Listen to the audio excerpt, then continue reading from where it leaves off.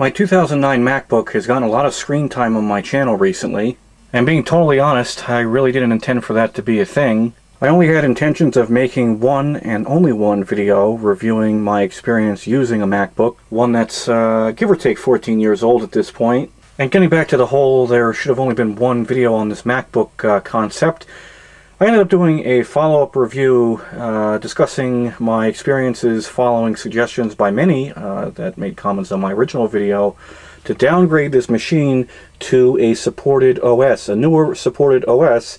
And a quick Google search confirms that a 2009 MacBook can be upgraded to macOS El Capitan 10.11. And in my follow-up video detailing my experiences downgrading this machine to El Capitan, things didn't quite go to plan, and so I ended up throwing a bit of a wild card out there and decided to unofficially upgrade this MacBook to macOS Catalina. Unfortunately, macOS Catalina, while much newer and offering more modern software support, even though it's a few versions out of date at this point, well, it just brought this system to its knees. And again, going back to my original review of this system running Mojave, things were tolerable, but there were quite a few bottlenecks, and it's becoming quite apparent that these are merely Core 2 Duo systems, and they're getting rather long in the tooth, and therefore have a bit of a hard time learning new tricks, and by that I mean running newer OSs unofficially supported through patchers. And you're probably wondering why, for a third time now, we're looking at this same white MacBook. And I can most assuredly, well assure you, that third time will most certainly be the charm and will be the final act in which this MacBook will appear. And as of the recording of this video, we're still in the month of March, no telling when this video will actually make it to YouTube. But March is the month of Macintosh, aka Marcintosh. And don't ask me why the fan is spinning up to almost full speed now when the system is just sitting idle. That is besides the point. Probably could do with a reapplication, cleaning and reapplication of some thermal compound, but I digress. Taking a stroll over to the system information, we can very clearly see that we're running OS X El Capitan again, version 10.11.6, and a whole host of software that I don't know what's going on in the background of this system, but it seems to be going slow. Oh, we found the culprit. iMovie is going through its background tasks of pre-rendering the timeline, which is in turn making the system slow down and its cooling fans spin up. And I kind of put the cart before the horse and got ahead of myself in ruling out El Capitan as being a viable option on this machine, because at this point it's beginning to be cut off from modern software support like Google Chrome, Safari, Opera, Firefox. Of course, those are only naming web browsers, but the same is applicable to the majority of programs that you'll find and use these days. Aside from the issue of software support, the lack of modern HTTPS support, which would present itself in the form of numerous certificate errors and issues, where you would have to bypass the error message that would show up on the screen and proceed with caution, or whatever Chrome and Opera would call it, and then you obviously couldn't really take advantage of the security benefits provided by HTTPS, made for a very unsafe as well as inconvenient web browsing experience. That is, until I discovered, by total and complete chance, a posting on an Apple support website that was actually useful. I know, who would have thought that? But as of 30th of September 2021, the certificates that would allow you to connect to various websites expired, and then there's a website that you can visit. And the two files of importance that are going to be necessary and can be downloaded from this website is ISRG root x1 and ISRG root x2. And according to this little walkthrough, you want to download the DER version, which are linked right here, and then access the Keychain Access utility through the Finder or accessible in the Utilities folder of the Launchpad. And then if it isn't already selected, you'll go ahead and click System. Then go up to the File menu, go down to Import Items. You go ahead and select them. I don't currently have them available, so that's why they're not showing up in the list, and I've already done this. but normally you just select them and open, and then there will show up at the bottom of this list. Normally they won't have this little blue plus sign, it'll be red. And to fix that, you have to double click on any of them, and you have to click Trust and change when using this certificate to Always Trust from its default of Use System Defaults. So you'll do that for ISRG root X1 and ISRG root X2. And then, of course, like any good piece of advice when using a computer, restart it. And now you'll be able to use any modern day website that requires HTTPS, like the Let's Encrypt website. Likewise, I could go to apple.com if I manage to spell it correctly on the second try, and the website, after giving it a moment or two to load, will pop up correctly. We won't get any kind of certificate errors or issues, and this will happen. This will now work on any HTTPS website. So kiss goodbye all of those certificate errors that are the bane of using old software machines and web browsers. Another problem I had was the compatibility, or lack thereof, of Google Chrome under El Capitan. And unfortunately, Google Chrome is now in the same boat as it is with Windows 7, and through official channels you won't be able to use it under older OSs like 10.11. But there's a workaround, as there almost always is with a little bit of digging. There just so happens to be this offshoot of Chromium, from which Google Chrome of course is derived, called Chromium Legacy by this guy called Blue Box, and it's equivalent to the same version of the original Chromium except for limitations by old OSs which are not applicable, at least in my case and scenario. And you can get the latest version of Chromium for these older versions of macOS that have been left to rot by Google Chrome and other modern browsers. And this is actually one of the reasons that I'm making this video, because I almost just lost this website link.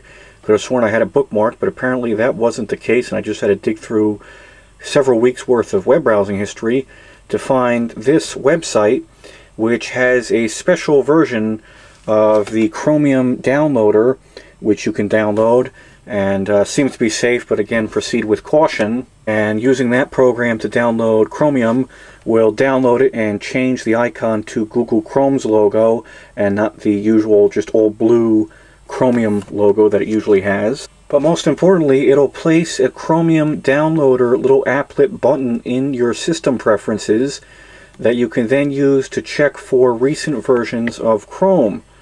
In this case, there's a new version that's ready to be installed, and I can install it and update Chromium. I almost said Chrome. Old habits die hard, although it technically is, but anyway. Now I can use that applet in system preferences to automatically, or almost automatically, you still have to manually trigger it to come up and check for updates, but now I can use this to update and almost always be running the latest version of Legacy Chromium. Because Chromium, unlike Google Chrome, does not have any way to automatically check for and install updates unattended. Of course, you can go into your About page and view your current version, but the only way without using that little program I just showed is to manually search that GitHub repository for a new version and install it that way, which is quite certainly doable and really not that big of a hassle, considering as much of a hassle as it is becoming to use an old MacBook in 2023, but I digress yet again. But using that little program that I showed available by that guy on that forum posting on the Mac Rumors forum makes things all the more convenient. And something I neglected to do in that original follow-up video, downgrading to El Capitan and then upgrading to Catalina, was to run software updates or check for them in the App Store. And I realized that there were quite a few versions of, quite a few upgrades to iLife, GarageBand, and most importantly Safari, because the version that was running on here out of the box was some archaic version. I don't remember the exact model number, but now that I've run this, I have since upgraded to 11.1.2, which I don't believe is the current version, but it's a heck of a lot better than what this originally came with, and has quite a bit more compatibility with modern websites. Now, thanks to a comment by V. Westlife, who actually had mentioned two different things, which kind of was what led me down this path of trying out El Capitan again and giving it another go, is that this version of Opera, version 89, and whatever revision this is currently, is still receiving security updates even though you can't access this from their website. You have to do some digging around to find this older version, which is what I had to do. And then you can't find this right on their website. By downloading it, it'll download the newest version, which will give you an error because it's not supported on this version of macOS. But version 89 installs, works fine, and still receives security updates. And the second piece of critical information that View Westlife had provided was the version of iMovie 10, the last version that has support and can be run under El Capitan. And guess what? It's not version 10.1.12, I believe, which is the version that I had procured for Mojave.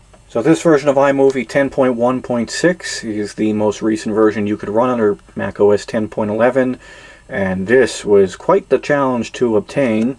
Well, I was going to show you the download link that I used to find that version of iMovie, but apparently that's not going to happen right now. But you'll just have to take my word for it that there was an older version of iMovie provided by some nice fellow, which is a necessity because if you try to use the App Store to install the newest version, you're going to get an error that it doesn't support 10.11. And I have to say that downgrading El Capitan has brought the biggest improvement to the speed and responsiveness with which one can edit HD video. It seemed like much of a difference on camera, but believe me, something as simple as jogging through the video using the playhead or whatever they call that, scrolling through I guess, is so much more responsive. Likewise, you press play, the video starts playing instantaneously. In fact, even transitions and titles work without any kind of a major hiccup. There's a couple of complex titles and transitions that might skip a couple of frames, but it's totally usable, workable, and not at all like it was under Mojave where it just everything comes to a grinding halt. I mean, I just press play, transition is nice and smooth and fluid, so that is a big plus for downgrading to El Capitan. Now, I won't bother talking about Final Cut Pro. I spent a little bit of time talking about that in my original review, but there is an older version of that which you need to obtain that'll run under El Capitan. I think the newest version, well, actually, I don't remember off the top of my head, so I guess we're going to have to call it up and see which version of Final Cut is the newest version. Okay, there we go, 10.3.4, and I haven't actually experimented with this. I'm sure it'll be probably quite a bit quicker on its feet. The majority of these programs that you see under here are actually older legacy versions that are technically out of support but are still available for download from their respective websites. For example, Spotify has this neatly arranged download page that gives you the current version, the version for 10.12, and the version for 10.11. And fortunately, this seems to have been the case for the majority of the programs that I've wanted to obtain. The software providers have been pretty good about putting alternative download links for those people running older legacy versions of macOS. And as long as you're comfortable with doing a little bit of digging and the lack of instant gratification that comes with just pointing, clicking, downloading, and installing with a newer supported OS, this is plenty usable. All these programs are either the most recent version of the program or the most recent version that'll run under El Capitan. For example, Audacity was one such program that the current version does not support El Capitan, and this was actually one of the very few programs that didn't make it very clear which version was the most recent version that will run under 10.11. So this one took quite a bit of experimentation of just downloading and trying to install their program until I found that version 3.2.2, at least according to my unscientific research, is the most recent version that will run under here. Something that'll probably surprise a great many people watching this video is that you can use Zoom on here natively.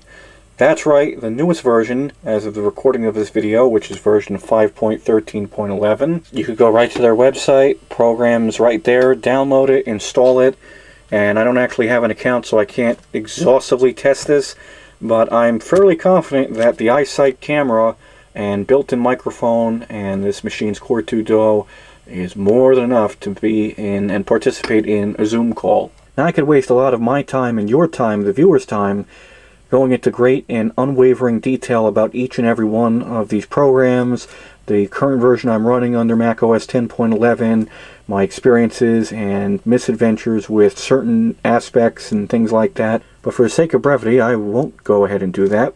Now, of course, the lack of a dark mode is a bit of an irksome shortcoming that I'll just have to grow accustomed to dealing with for the trade-off of at least having speed and reliability. But I can use a third-party program like Flux, or Flux, however you're supposed to pronounce that, to replicate the Nightsight, or I think that's what they're calling it, the Nightsight effect of modern Macintosh computers running the shiniest version of macOS.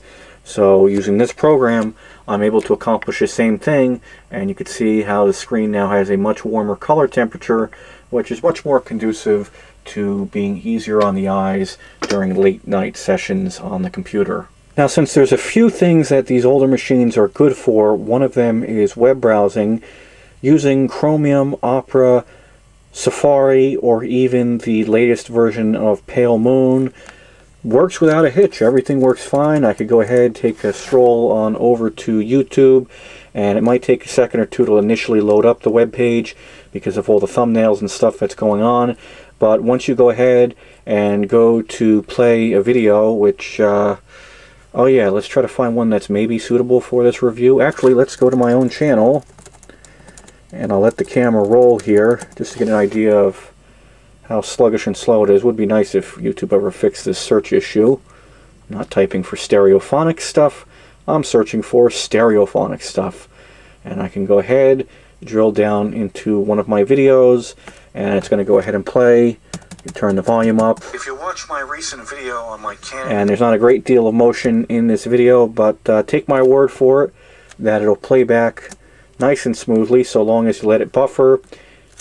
And I believe this is playing currently at 720p. Yes, it is, and that brings me to my next little workaround that one needs to do if they want to be able to play HD resolution videos on YouTube without ripping your hair out because it's dropping a boatload of frames. And that would be the Enhancer for YouTube extension.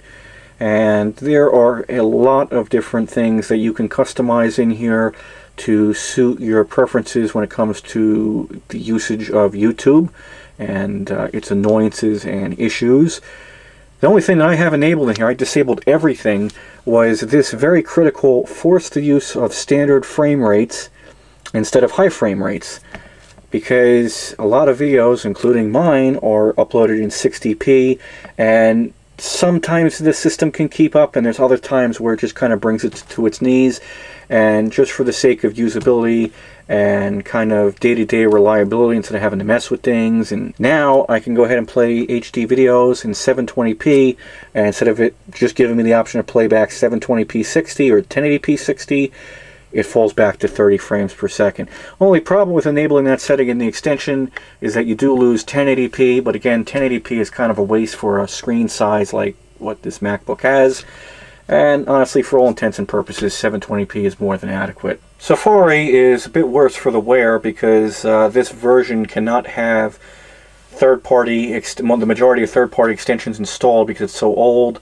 That goes for ad block, so you can see just how slow and pretty much unusable YouTube is under Safari. But under Chromium and Opera, it's totally fine.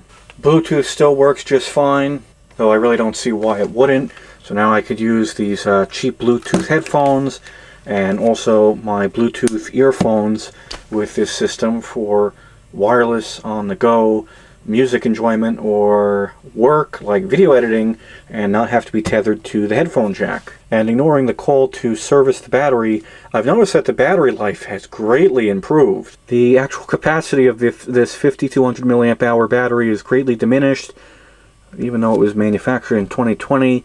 But this has, downgrading to El Capitan, aside from giving this thing a breath of fresh air in terms of performance, also has greatly expanded upon its very limited battery life. Something that I'll echo again that I had mentioned in my video talking about downgrading then upgrading this thing to Catalina is the fact that the cooling fan is almost always silent, barely runs. If it does, it is kept at a dull roar, which is greatly opposed to how it operates under Mojave. In fact, I think in my original review video of this thing, like 50% of the time that this thing was on camera, you were able to hear the fan running at with a great deal of speed, and I wasn't really doing anything that was processor intensive. It was just mostly sitting there idly as I was filming it, and yet the fan was running as if I was, you know, encoding a video or doing something like that. And maybe this is just a coincidence or a good sign to maybe stick with what works, 10.11, even if it means losing some modern software support. My caps lock indicator light has started working again, and you can't see it too well with the overhead light if the camera would ever focus, but this thing stopped working under Mojave, probably just a total coincidence, probably something that got stuck under the keycap that was dimming it greatly. But now I can actually see when this thing has caps lock turned on. I didn't show this in the original or kind of in between follow-up video I did on this, so third time will be the charm. I'm going to go ahead and shut this thing down cold, and then I will reboot it up as a cold start to see how quickly we can return to a usable desktop environment. So it looks like it's turned off. I don't see the power light blinking or even on at this point. So now I will go ahead, turn this on, and just let the camera roll. I didn't hear a startup chime. I'm wondering if maybe that's because I had the volume muted. And that's probably why. And just let this thing go ahead and boot up right now. And for those folks watching at home, well, you can get your stopwatches out or just review the video and keep track of the play counter, time counter, whatever it's called. And I'll go ahead and sign in here. Press enter. Boom. There we are. We're at the desktop. Everything's loaded up. Everything's good to go. And the way I have this set up right now is I actually have partitioned the drive so that the Mojave installation is still on here, and I can dual boot this machine to go and boot up into either Mojave or El Capitan. And this is a 500 gigabyte Western Digital Blue drive that I've evenly partitioned so that each partition has 250 gigabytes at its disposal, which I think I'm actually going to probably resize to give El Capitan the unfair advantage and have more space to play with, because I don't see myself using Mojave for very many things at this point because of the speed or lack thereof at which it operates. And you can see that I have them both partitioned now, so that if I go ahead and restart this machine, and again, just give it a second or two, press and hold, what is it, the option key? Yeah, I'm pretty sure it's the option key. I know there was a certain point at which that button you had to press to get your boot options up changed. I think it's still option. Is it? Yeah, there we go. So now we could choose between Mojave, El Capitan, and then a recovery partition image for El Capitan 10.11. And I could boot up into Mojave if I wanted to. In fact, just for kicks and grins, I will go ahead and boot up into Mojave and see just how long it'll take to get to the desktop environment. Very unscientific. We don't even have a stopwatch going, although the tape counter will give me some approximation of how much time this will take. And just empirical first-hand experience. And I'm going to go ahead and say right off the bat that this is going to take quite a bit longer until we can fire up Google Chrome, or excuse me, Chromium, and start browsing the likes of YouTube and the rest of the internet. Because we're still stuck on the loading screen. That wasn't that bad though. Yeah, that wasn't that bad. I should give this thing a little bit more credit for running such a new OS with the patcher. Grace, I'll go ahead and put my password in again. And I think this is the point that kind of takes a little longer than 10.11, but not by much. And you could probably already hear that the cooling fan is getting up to speed. And if we give this another minute or two of just doing anything, like just sitting here, I mean, you hear the fan. It's gradually ramping up its speed. So that's a pretty telltale indicator that Mojave is going to run on these old white polycarbonate MacBooks but the MacBooks themselves might not be all too happy to do it. Because that fan is still getting louder and louder as I'm talking. Just to refresh anybody's memory, this is iMovie 10 under Mojave, and I'm pressing play.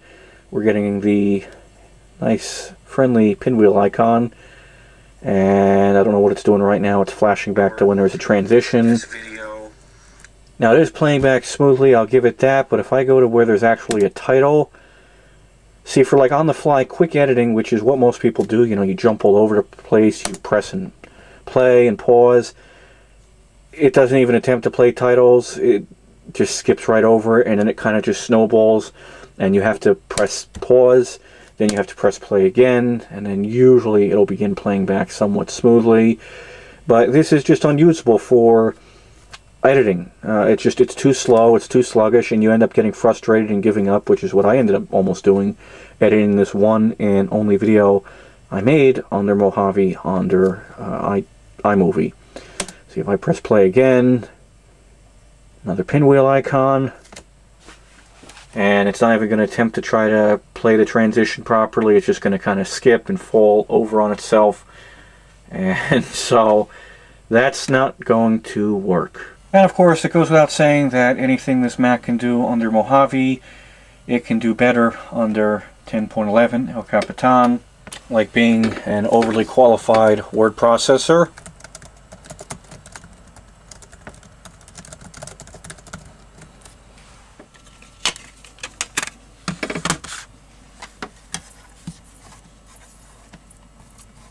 Why is that not doing anything? That doesn't sound good.